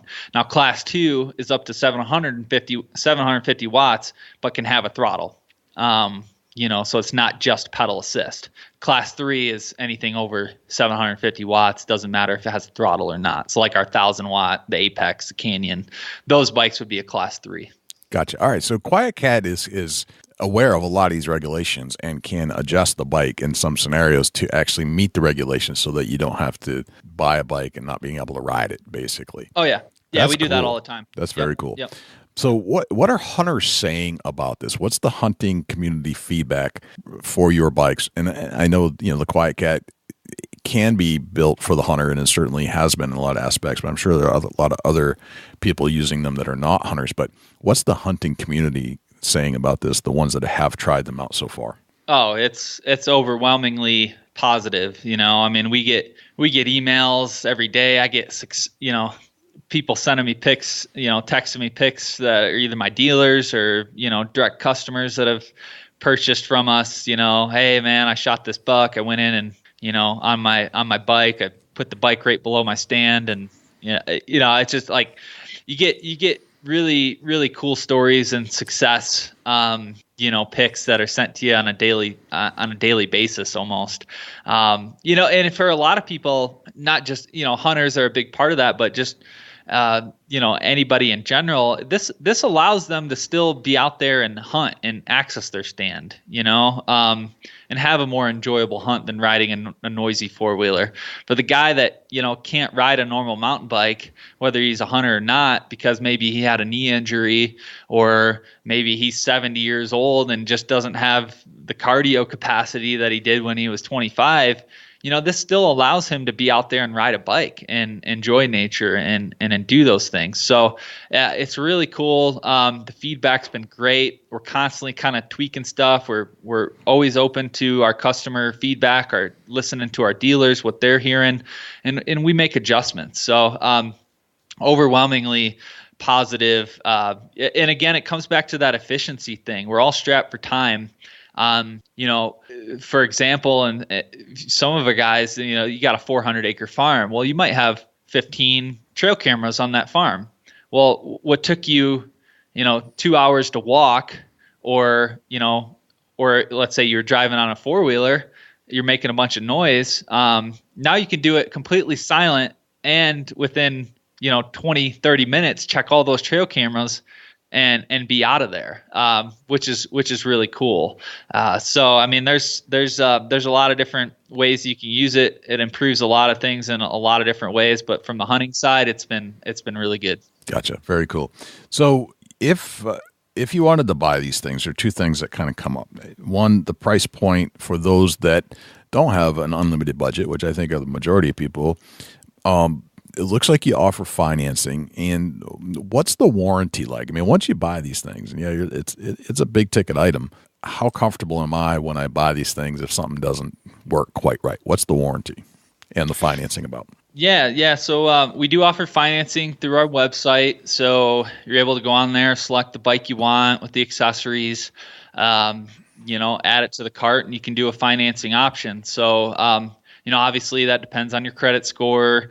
You can put a certain amount down if you want to pay $1,000 down and then pay the rest off in payments from there. And there's different, term amounts there as well. But again, it all comes back to your credit score and what you're buying.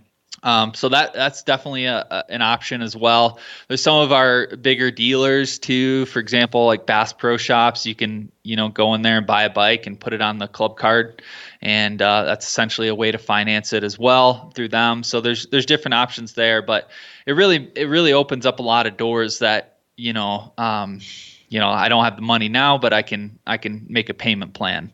So that's pretty cool. And then as far as the warranty, we offer a 1-year warranty on all the components, batteries, motors, and a lifetime warranty on the frame itself. So if anything were to happen, to the frame, I mean, we would replace it, no questions asked. Again, what it really boils down to with the warranty side is that, we're not like some of the other bike companies there that are trying to compete necessarily on a price point. So again, it goes back to the battery. The battery is a huge huge part of the bike, and it's a big cost factor into the ultimate price tag of the bike itself. So, we use those Panasonic cells as compared to some other companies using, off-brand cells, because we don't want to be dealing with warranty issues. We don't want to be dealing with customers, mad that they're not getting the mileage that we said they would. So it starts with us building the bike right with, a good high quality aluminum frame that's not going to rust, good components that are going to handle, diverse environments, a good battery that's going to hold up in hot and cold, temperatures, and it's going to last for many, many years, for thousands of miles, in a very solid motor that's, designed and built to handle a lot of weight and a lot of torque. So it all starts with the design, right? So we spend the extra money. We build these bikes with the good components and the good infrastructure, so we have less, very, very, very, very small amounts of warranty issues.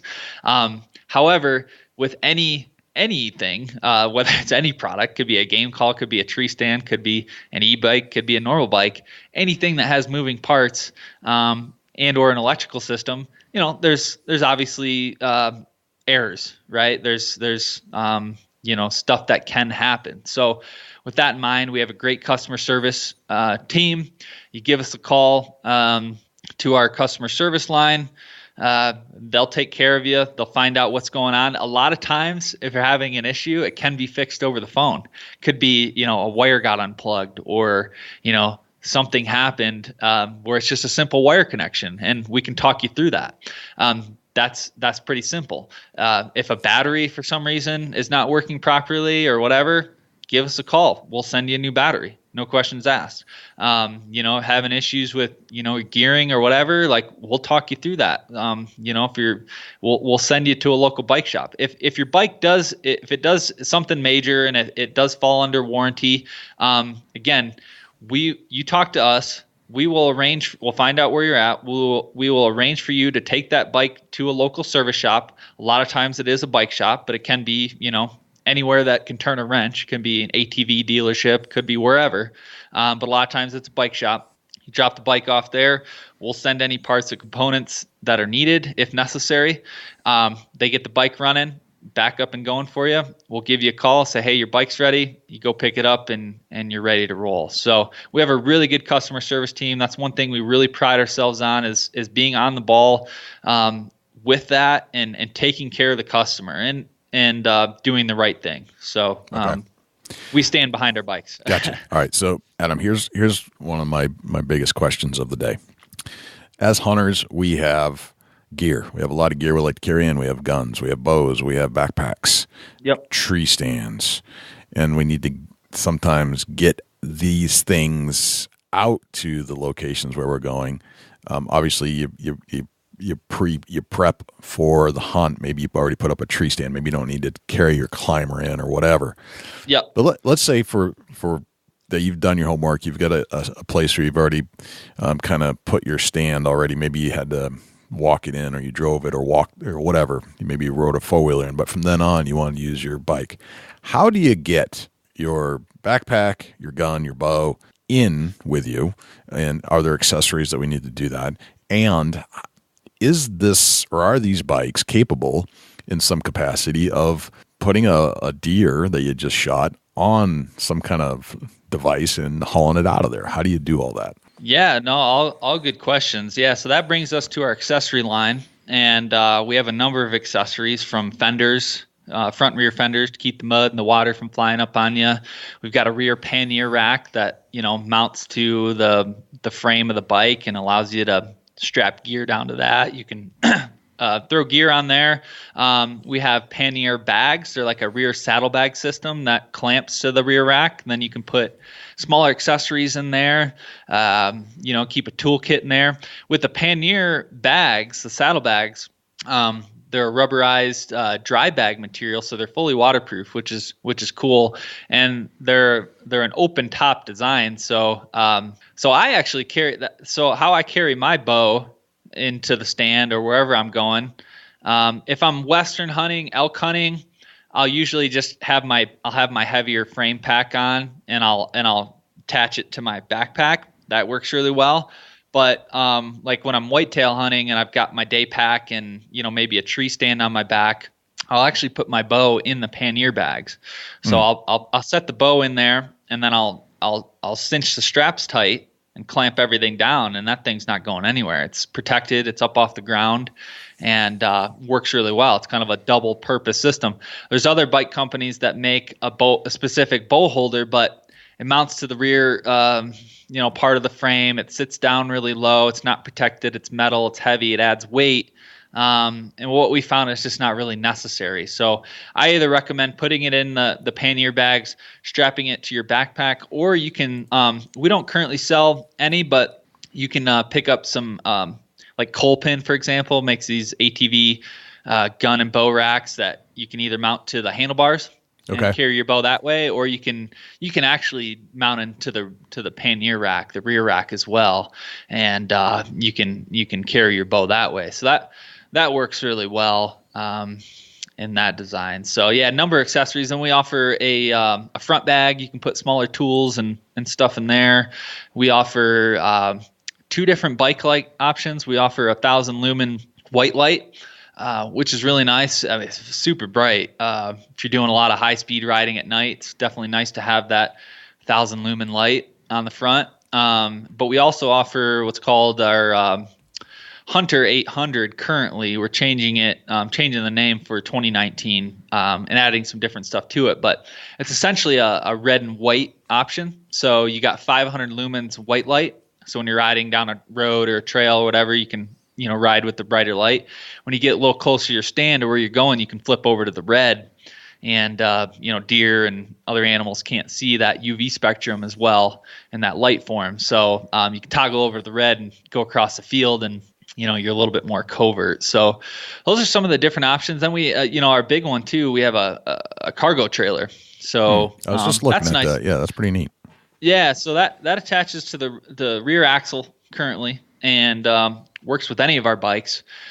So you can haul extra gear there. The whole concept behind the single tire is that's more maneuverable. It's you can fit it through tighter areas, single tracks, and it's only as wide as the bike itself. So that's pretty cool. You can throw coolers on there. Some people do haul deer or quartered meat on the trailer as well. I recommend going up to about 80 to 100 pounds max on the trailer, just because with a single tire design, you're having to balance the weight of whatever's in the trailer left to right.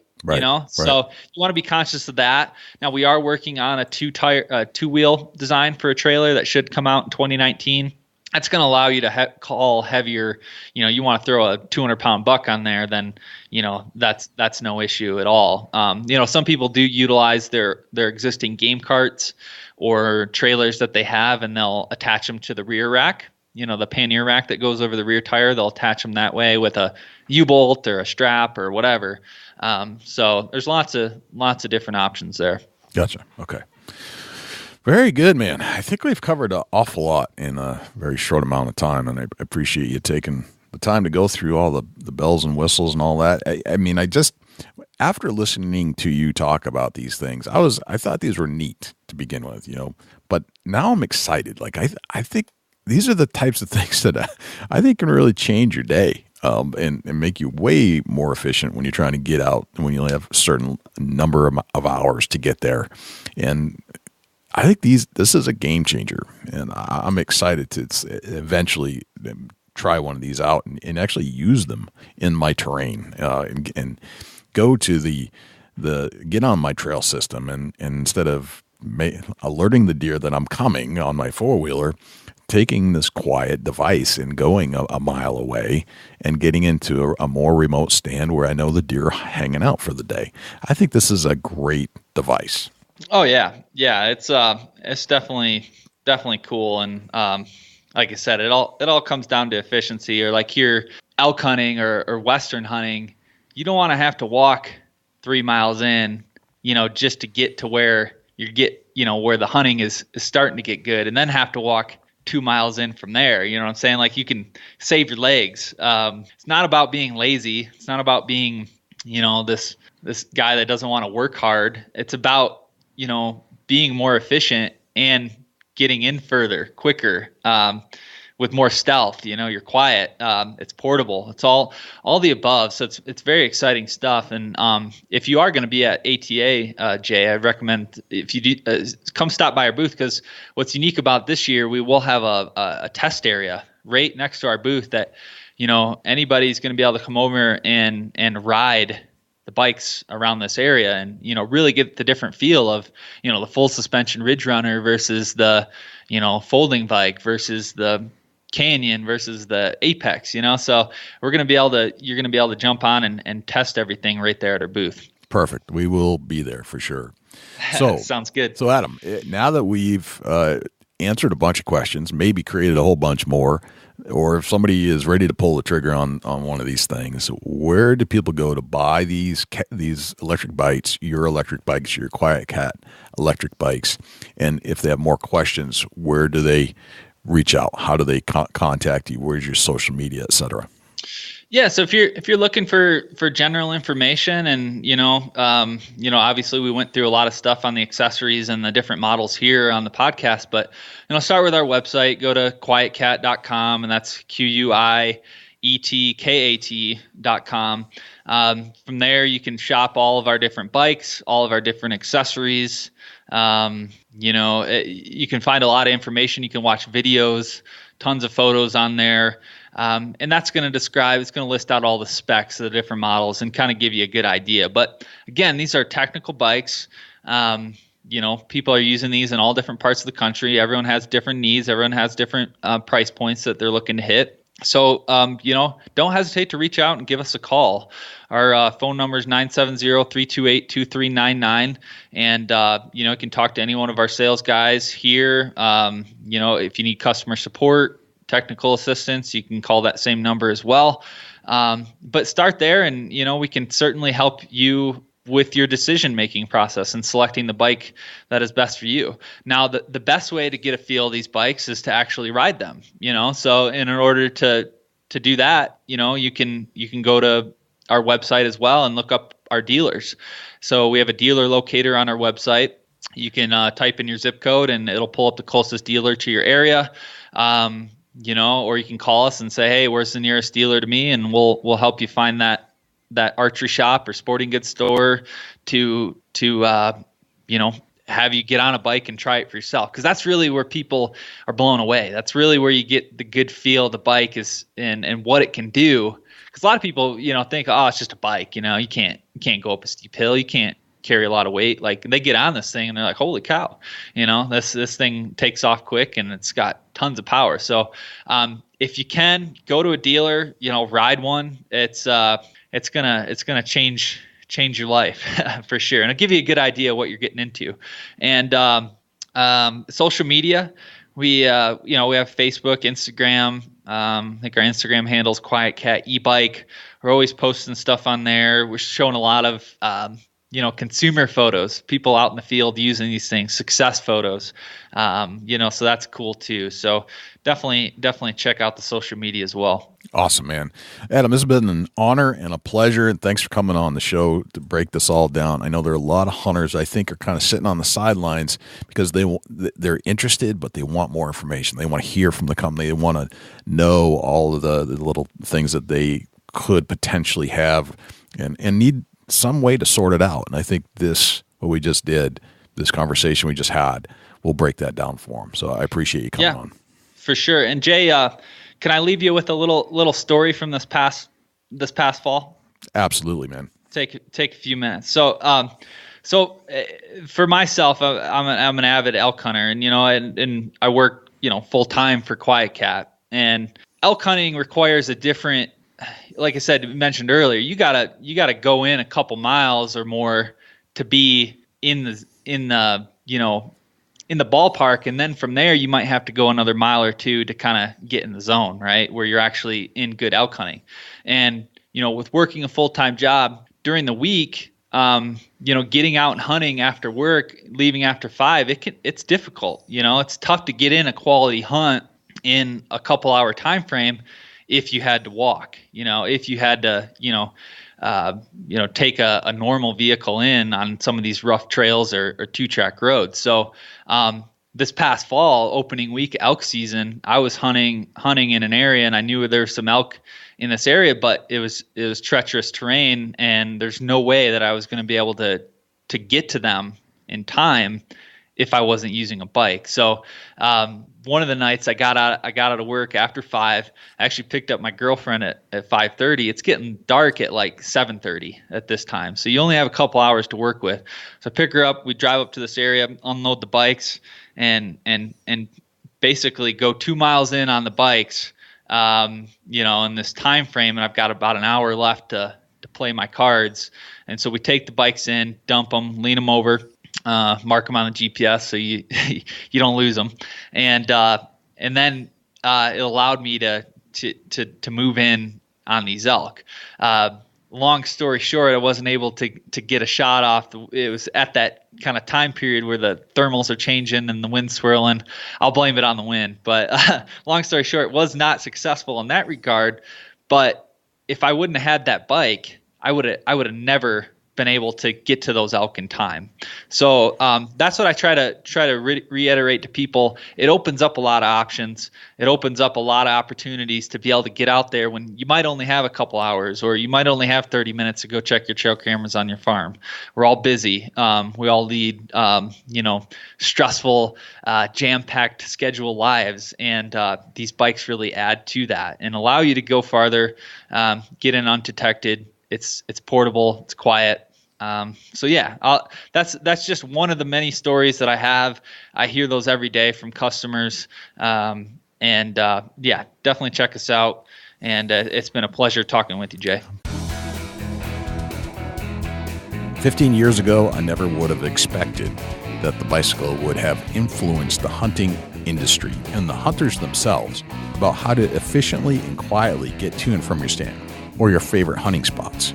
I can see riding a bicycle to a spot, but the amount of gear that we carry and the amount of energy that we would expel riding bicycles and the amount of sweat that would probably drain from our bodies as we got there to increase our stench and alert the deer that we were there just seems to be one of the ways in which that we probably want to avoid until the latest invention, the electric hunting mountain bike, came along with the likes of QuietKat to help us efficiently and quietly and without expelling a lot of extra energy to get us in and out of our favorite hunting spots far away in a short amount of time, efficiently. So thank you to Adam Parr for joining us on the Big Buck Registry Deer Hunting Podcast. And don't forget that because of this interview that we did with Adam, QuietKat has generously offered all of the listeners of the Big Buck Registry a 15% discount if you go and order off their website and you use the checkout code, the special code, BigBuck15, BigBuck15 at checkout. You'll get 15% off your order. So check that out. Now, Dusty, do we have a Chubby Tines tip of the week? Yeah, Jay, absolutely. And I'm digging kind of deep into my magic bag on what I do late season. And the Chubby Tines tip of the week is sponsored by Morse's Sporting Goods. Firearms, used firearms, bows, used bows, located at 85 Kentucky Falls Road in Hillsborough, New Hampshire. Give Jim a call at 603-464-3444, morsessportinggoods.com. Your dollars go further in New Hampshire. There's no sales tax. Morse's Sporting Goods. Obviously the snow is starting to fly in most areas. And down south, you're not going to see that snow, but just something for the snow folks that are hunters. Maybe you've stayed out of your woods all year and you haven't went in and seen what's going on. That snow is a great educator. It allows you to see where deer movement is without actually getting deep into the movement areas. Right. I like to go in with a good pair of optics and kind of get into the woods and work the outskirts, maybe get a couple 100 yards into the woods and kind of work my way around a little bit and see where different trails are. And, this snow is going to educate you where that major corridor, highway, whatever you want to call it, it's going to allow you to be able to get a visual on that without leaving a huge scent trail. A good pair of rubber boots or a good pair of snow boots that are, try to be as scent free as possible. And you make that venture in there and check out where they're traveling and you might be able to see a bedding area with a good pair of optics, like up on a ridge or on the hillside, or just be gentle with it. Be careful. You can move around as long as the snow's not too frozen and crusty. You can get in there and move around and be pretty much silent in the snow, fresh snow especially. But use it as your advantage and get in there and try to see what's going on. And maybe you have to make a few adjustments over to a different hillside where you see the activity of the deer. If the deer are eating acorns in the woods right now, they're going to absolutely be tore up like a hog's been in there, rolling around and snorting and rooting. Just take time and figure out where the deer movement is and how do you need to adjust for late season.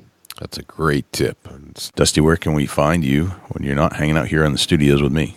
Shoot me an email, dusty@bigbuckregistry.com. You can look me up on Instagram and Twitter @ChasingAntler, Facebook.com/Chubby Tines Outdoors. Jay, where can the people reach out to you when you're not on the mic? Likewise, you can shoot me an email, jay@bigbuckregistry.com, and you can visit us on Facebook, facebook.com/bigbuckregistry. We're also on Twitter, which is twitter.com/bigbuckregistry. We're also on Instagram, instagram.com/bigbuckregistry, and YouTube, which is youtube.com/bigbuckregistry. On YouTube, you can listen to all of our podcasts in their entirety. As far as videos are concerned, it's a boring video, but the audio content is there, so you can actually listen to our podcast. You can also listen to all of our live shows that we've done on Thursday nights when we do them, and we've gone back and re-interviewed a lot of our previous guests we had on the show just to put a face to a voice, let's put it that way.